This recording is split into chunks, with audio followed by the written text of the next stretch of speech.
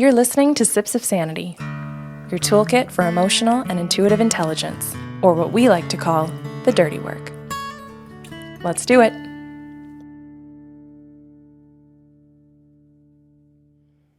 Hi, Kelly. Hi. So this is our Sips of Sanity series, and our very first show is always a little bit of a teaser to get you to come to Patreon to join us for the rest of the 4. This month, we're going to talk about friendships. I cannot tell you how excited I am.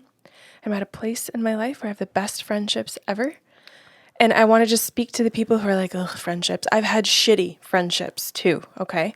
Yeah. And I'm so excited for this series because for those people who feel like they've stumbled their whole life through friendships, maybe not enjoyed them as much, but kind of kept them around because you're supposed to have friends, or isolated yourself because you just can't fucking figure out how to have friends.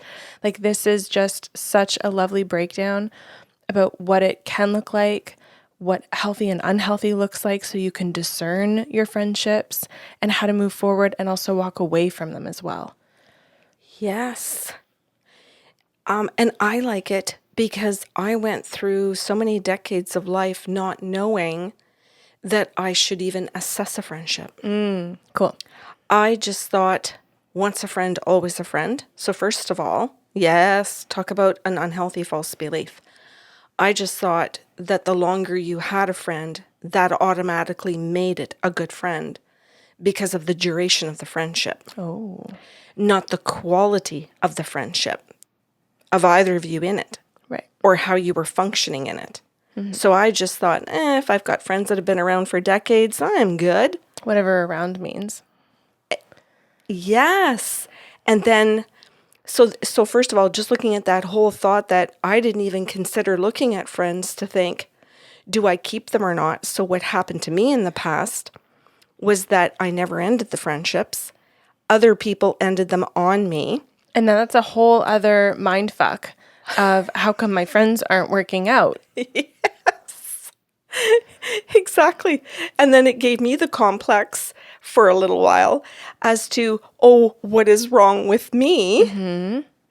And made it about that I'm the one that was always at fault because I got dumped in the friendships. Right. Right? Okay, this is a necessary series. It is. And then once I realized, oh shit, other people are assessing friendships.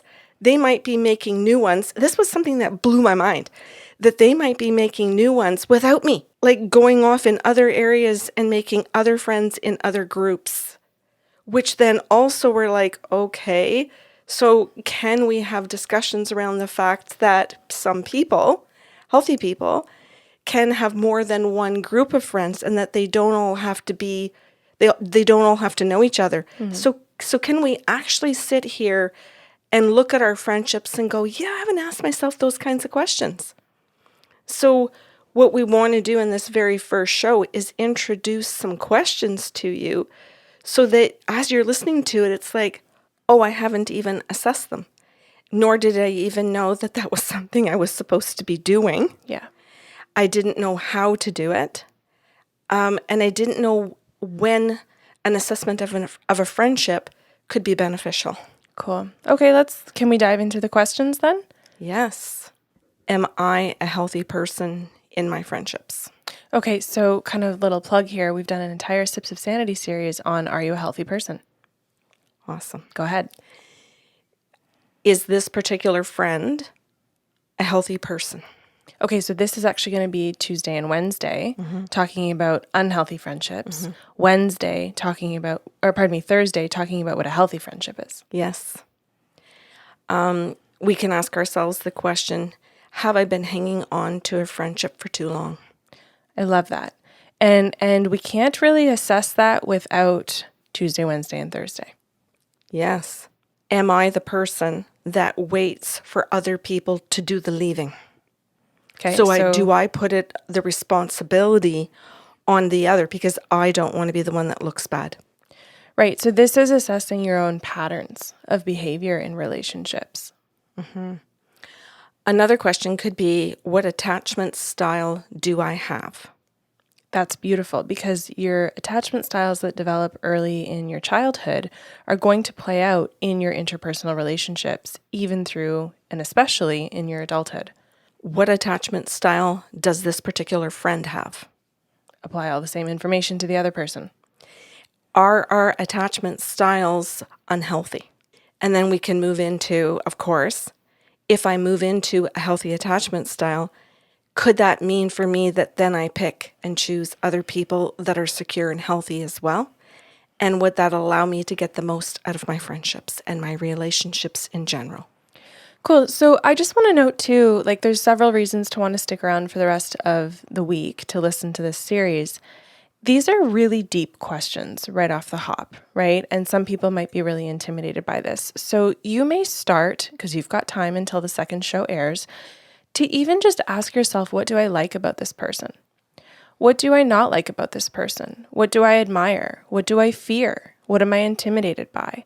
Right? So we could look at qualities and characteristics just on kind of a smaller scale, which seems a little weird to say that, to look at the individual themselves, because we're not trying to ask you to think about your friendships in this black and white way of good or bad, keep or trash, right? There are tons of personal relationships at all times in our life throughout our entire lifetime where we are needing to assess where it's at on a continuum.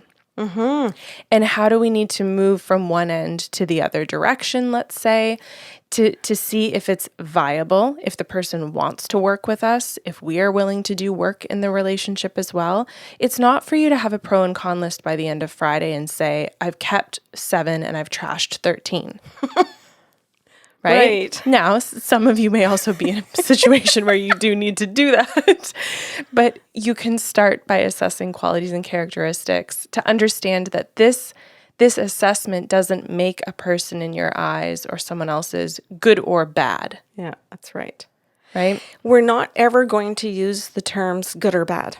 We are going to use the terms healthy and unhealthy. Which is also a continuum. Absolutely.